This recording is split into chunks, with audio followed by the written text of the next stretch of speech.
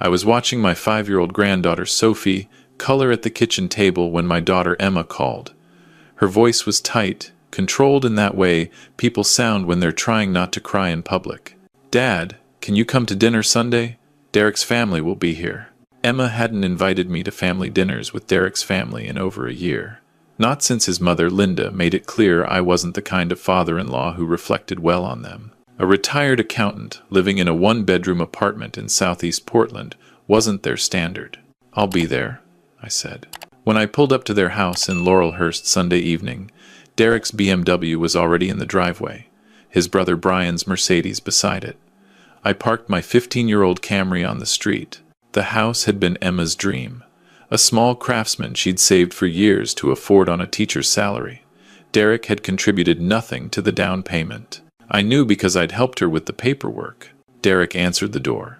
38, fit from expensive gym memberships, wearing clothes that cost more than Emma's monthly grocery budget. "Marcus," he didn't say my name warmly. "Come in. Everyone's here."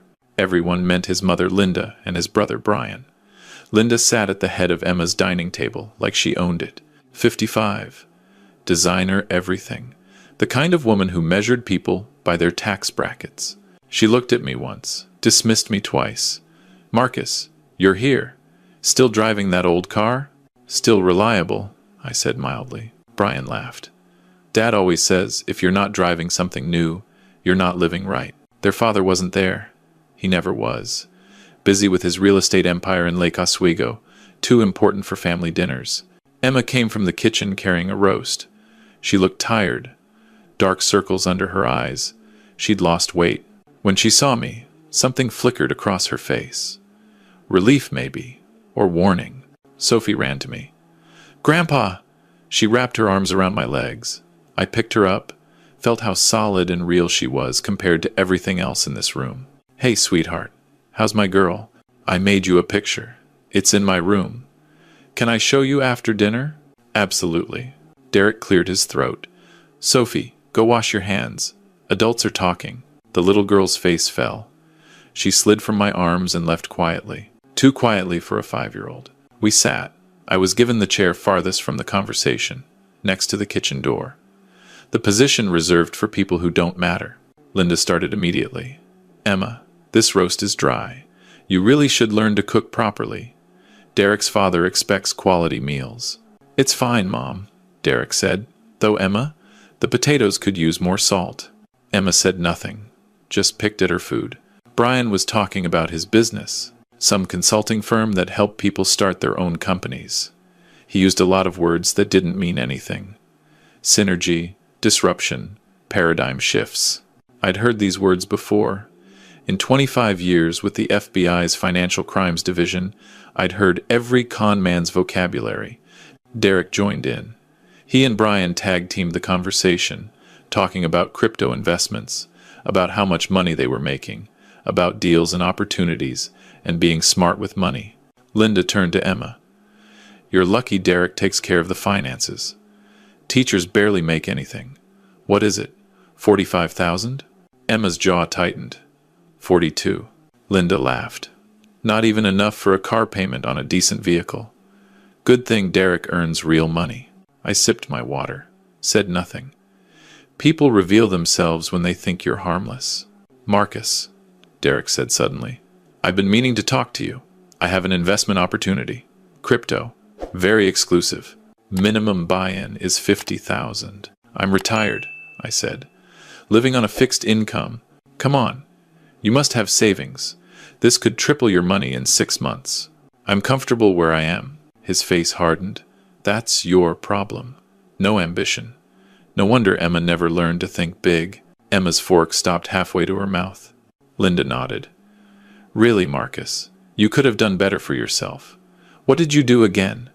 Something with numbers?" "Bookkeeping," I said. "Accounting work. Freelance." "Freelance." Linda made it sound like a disease. No stability, no benefits. No wonder Emma struggles. "I don't struggle," Emma said quietly. "Please." Derek leaned back. "You teach kindergarten. You make poverty wages. If it weren't for me, you'd be living in some studio apartment." The room went silent. Emma stared at her plate. Actually, Derek said, let me show everyone something exciting. He pulled out his phone, opened a banking app, turned the screen around proudly. See this? $50,000. Just moved it this morning into a new crypto fund. Guaranteed returns. Emma's face went white. Derek, that's Sophie's college fund. Was Sophie's college fund. Now it's an investment in our future. In 6 months, it'll be 100,000. You didn't ask me. I don't need to ask permission to manage our money. His voice had an edge now. That was my grandmother's money. For Sophie's education. Derek stood up. And I'm tripling it. You should be thanking me. Emma stood too. I want it back. Now. The slap came fast, open-handed across her face. The sound cracked through the room like a gunshot. Emma stumbled back against the wall. Her hand went to her cheek, shock freezing her features. Sophie appeared in the doorway. Small voice, terrified. Mommy? Linda laughed. Actually laughed. Good, Derek. Women need discipline. Your father would be proud. Something in my chest went very cold, very calm. Brian nodded approvingly. About time, bro. Can't let them question your authority. I set down my fork carefully, stood slowly. Excuse me, I said. I need to make a phone call. Derek barely glanced at me. Whatever. Take your time, old man. This doesn't concern you. I walked to the kitchen. Through the doorway, I could still see the dining room. Emma against the wall, tears starting. Sophie frozen in place. Derek settling back into his chair like a king. My phone came out smoothly. 25 years as a federal agent teaches you certain skills. Evidence first. Always evidence first. I activated the video recording. Positioned the phone on the kitchen counter, angled toward the dining room. Let it run. Then I made the call. Sarah, it's Marcus Reynolds. There was a pause. Then recognition. Surprise. Warmth. Marcus? Holy hell. How long has it been? 3 years? 4. Listen, I need a favor. Are you still with financial crimes? Just made SAC last year. Supervising the whole Portland office now. What's going on? I need someone to look into a possible Ponzi scheme. Individual named Derek Chen, Portland, claims to be running crypto investments. Just told a room full of people he moved $50,000 into a fund this morning.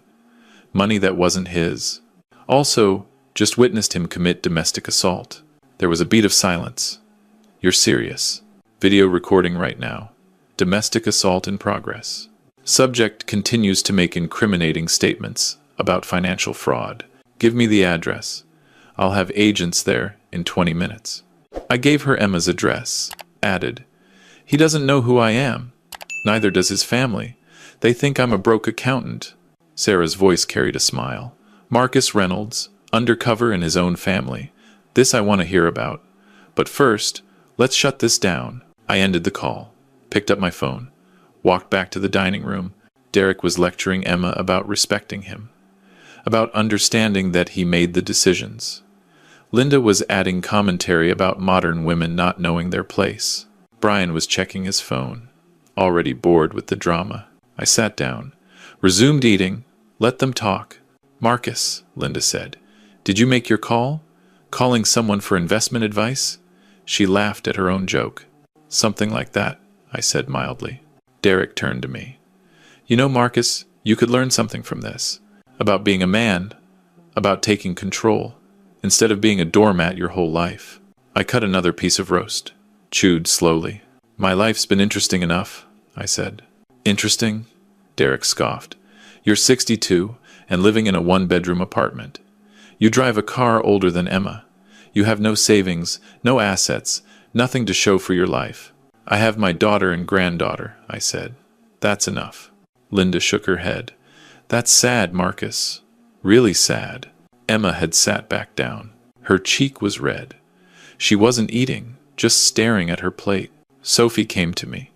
Grandpa, can we go to your house? Not yet, sweetheart. Soon. I don't like it here, she whispered. I know. I pulled her onto my lap, just a little longer. Derek's phone buzzed. He glanced at it, frowned. Then it buzzed again. And again, the doorbell rang. Who the hell? Derek started. He walked to the door, opened it. Good evening, a woman's voice said. I'm Special Agent Sarah Chen, FBI. This is Special Agent Rodriguez. We need to speak with Derek Chen. The room went silent. Derek's face drained of color. FBI? What FBI? This must be a mistake. Sarah stepped inside. Her badge was visible.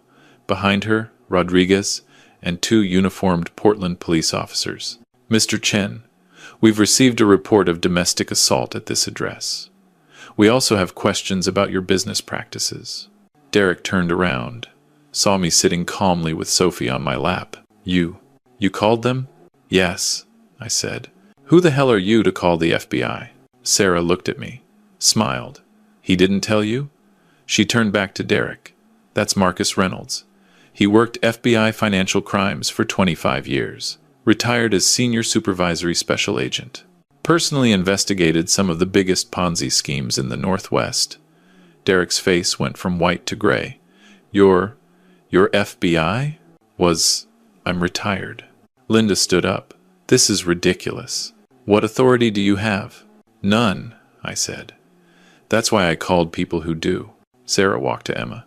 Ma'am, I need to ask. Did this man strike you? Emma looked at Derek. At me. At Sophie in my lap. Yes, she whispered. He hit me. Do you wish to press charges? Emma's hand shook. I don't. Mom, I said quietly. Look at Sophie. Emma looked at her daughter. At the fear in her small face. Yes, Emma said stronger now. Yes, I want to press charges. Rodriguez moved toward Derek.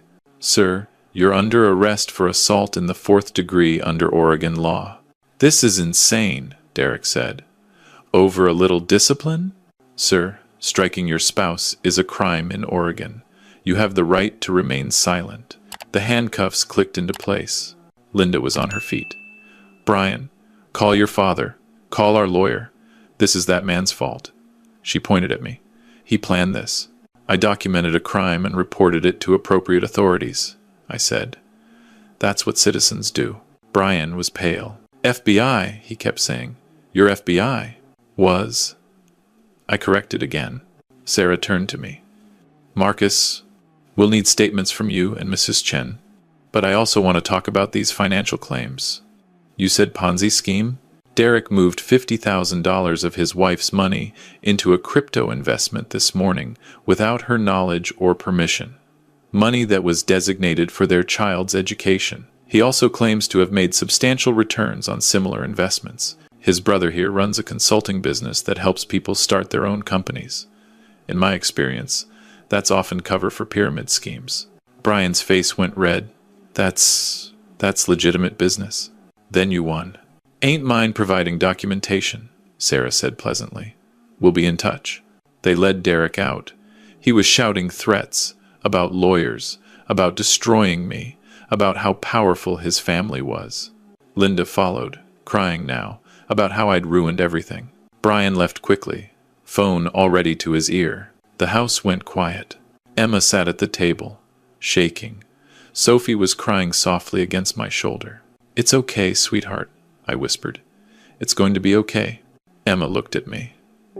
FBI? 25 years? I nodded. Why didn't you ever tell me? I sat back down, still holding Sophie. Because I wanted to be your dad, not Special Agent Reynolds. When I retired, I wanted simple, quiet, just being Grandpa. But you let them insult you, call you poor, worthless. People reveal who they really are when they think you're harmless, I said. Derek and his family showed me exactly who they were. I just had to wait for them to cross the line from cruel to criminal. The 50,000, Emma said. Is it really gone? We'll see. If Derek's running a fraud operation, the FBI can freeze accounts, trace money. Recovery is possible. Sophie lifted her head. Grandpa, are you a superhero? I smiled. No, sweetheart. Just someone who knows how to ask the right people for help. Sarah came back inside. Marcus, we need those statements. Emma, I know this is difficult, but we need to document everything. The assault, the financial coercion, anything else. Emma nodded, wiped her eyes. What happens now? Derek will be arraigned tomorrow. Depending on the evidence, he'll likely make bail. We'll request a restraining order. As for the financial investigation, that takes longer. But Marcus knows the process. He's walked a lot of people through it. I can help, I told Emma. Every step. That night, Emma and Sophie stayed at my apartment. Small space, but safe. Sophie fell asleep in my bed. Emma and I sat at the kitchen table. "Why accountant?" she asked. When people asked what you did, standard cover, FBI agents make enemies. I used the accountant story for years. Even after I retired, it was easier than explaining. And Mom? Did she know? Your mother knew. She kept the secret, even after the divorce. Emma was quiet for a long time. I should have listened to you when you said something was wrong with Derek. You're listening now, I said. That's what matters. The next 3 weeks moved like dominoes falling. Week 1. Derek was arraigned, made bail. His father's money. But the restraining order held. He couldn't come near Emma or Sophie. Emma filed for divorce. Her attorney was efficient, thorough. I'd recommended him. Former prosecutor. He knew the system. Week 2. Sarah called. We've been digging into Derek Chen's investment business. Marcus, you were right. Classic Ponzi. He's been running it for 3 years. Over $2 million in victim funds. The $50,000 from Sophie's college fund? Already spent. Used to pay earlier investors. Can you recover anything? We've frozen his accounts. Found about $400,000. It's something. But most victims will lose everything. The brother? Brian? Pyramid scheme, just like you suspected. Multi-level marketing, with no actual product. He's been recruiting people, taking their money, leaving them with nothing. We're building cases against both of them. Week 3. Derek's attorney tried to negotiate. Wanted to plead to misdemeanor assault, no jail time. Emma's attorney said no. We have video evidence. We have FBI documentation of financial fraud. We're going to trial if necessary. Derek took the plea deal on assault. 60 days in jail, 2 years probation, anger management, no contact order extended to 5 years. But the federal charges were coming. Sarah and her team built the case methodically. Every transaction traced. Every victim interviewed. Every lie documented. I helped. Not officially. I was retired. But I knew how these cases worked. Knew what evidence mattered. Knew how to connect dots. In week 4, federal prosecutors filed charges. Mail fraud. Wire fraud. Money laundering. Securities fraud. Brian got his own indictment. Both brothers. Both facing serious time. Linda's boutique business? Investigation revealed it was funneling money from her son's schemes. She got charged as an accessory. The father, the real estate magnate, tried to use his lawyers to intimidate. Found out federal investigators don't intimidate easily. The preliminary hearing was in June. I sat in the back of the courtroom, Emma beside me, Sophie with a babysitter. Derek looked smaller, defeated. His expensive suit couldn't hide the fact that he was scared. His attorney tried to argue that this was a misunderstanding, that Derek had made mistakes but meant no harm. The prosecutor was brutal, walked through every transaction, every lie, every victim. Played my video from that dinner, Derek's voice clear and proud. $50,000, just moved it this morning. Emma's voice, that was my grandmother's money. Derek's voice, I don't need to ask permission. Then the slap, crystal clear. The judge set trial for September, but denied bail reduction. Derek's a flight risk, she said. Evidence of hidden assets, foreign accounts. He'd been preparing to run. In July, Emma and Sophie moved in with me officially. The one-bedroom apartment was tight, but we made it work. Sophie slept in my room. I took the couch. Emma had the bathroom for getting ready in the mornings. We had dinner together every night. Simple meals, conversation. Sophie drew pictures. Emma graded papers. I worked on my coin collection. Normal life. The kind Derek's family had mocked. Brian's case went to trial first, August. I didn't attend, but Sarah kept me updated. Found guilty on all counts. 15 victims testified. Total losses exceeded $300,000. Sentencing. 8 years federal prison, restitution of $300,000. Though he didn't have it. Bankruptcy had already been filed. Derek's trial came in September. Federal courthouse. I did attend this one. Sarah called me as a witness, not about the assault, about my observations of Derek's statements regarding his investments. I testified for 2 hours, walked through my background, 25 years FBI, hundreds of fraud cases, what I'd heard that night, why it raised red flags. Derek's attorney tried to paint me as biased, a bitter ex-family member pursuing a vendetta. I stayed calm. I simply reported what I witnessed to appropriate authorities. The investigation revealed criminal conduct. Those are facts, not bias. The jury deliberated 8 hours. Guilty on all counts. 47 victims took the stand during sentencing. People who'd lost retirement savings, college funds, life savings. Derek had spent it on cars, clothes, appearances, playing the successful investor while burning through other people's money. The judge showed no mercy. 12 years federal prison. $3.8 million in restitution. Recommended security level medium. Linda got 3 years. Accessory to fraud. Money laundering. Derek's father's real estate empire? Under investigation now too. Turned out he'd been using similar tactics. Inflating values, misleading investors. The dominoes kept falling. October came quietly. Emma got Sophie enrolled in a better school. Started therapy for the trauma of seeing her mother hit. We had dinner one evening. Spaghetti, Sophie's favorite. "Grandpa," she said, "why didn't you tell Daddy you were FBI?" I set down my fork. "Because people act differently when they know you're powerful."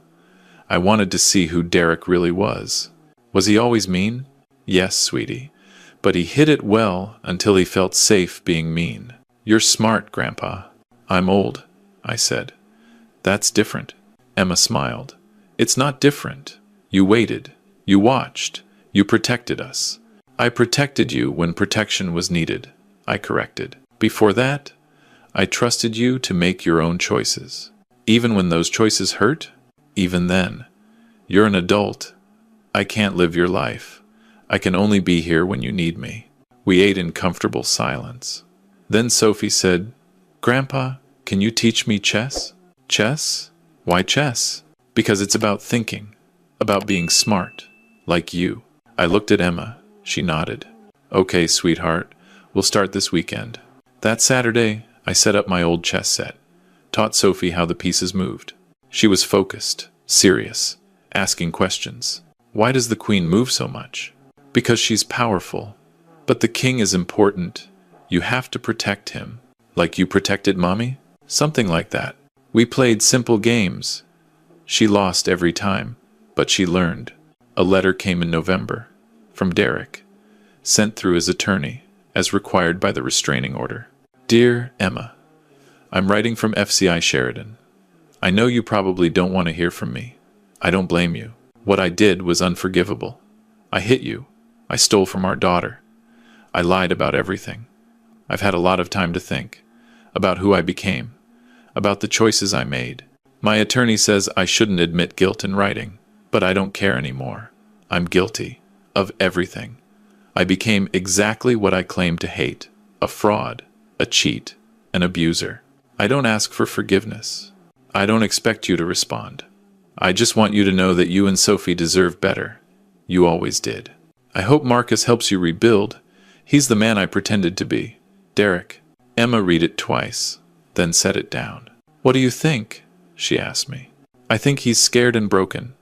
Whether that means genuine change or just despair, time will tell. But it doesn't matter for you. You've already moved forward. Do I have to forgive him? No.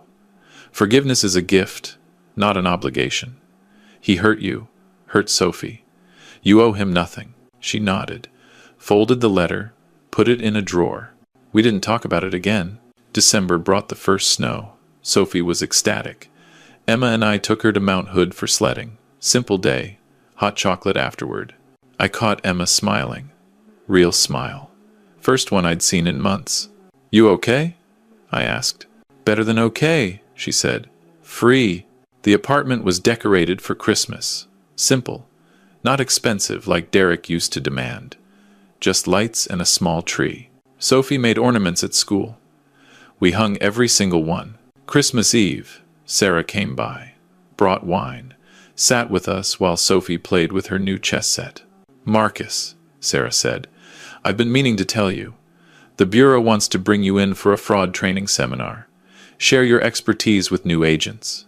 I'm retired. You're also the best financial crimes investigator I ever worked with.